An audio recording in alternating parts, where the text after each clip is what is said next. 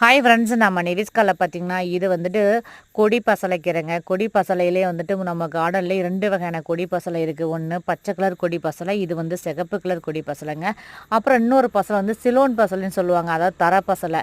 3 பசலைக்கீரைங்க வந்து நம்ம கார்டன்லேயே வச்சுருக்கேங்க. நான் எப்போல்லாம் நமக்கு வந்து தேவையோ நம்ம கார்டனில் வந்துட்டு ஃப்ரெஷ்ஷாக நம்ம கீரை பறித்து கொண்டு போய் நம்ம சமைச்சு சாப்பிட்லாங்க. அதாவது ஃப்ரெஷ்ஷாக நம்ம செஞ்சு சாப்பிடும்போது இன்னமும் சத்துக்கள் வந்து நம்மளுக்கு அதிகமாக கிடைக்குங்க.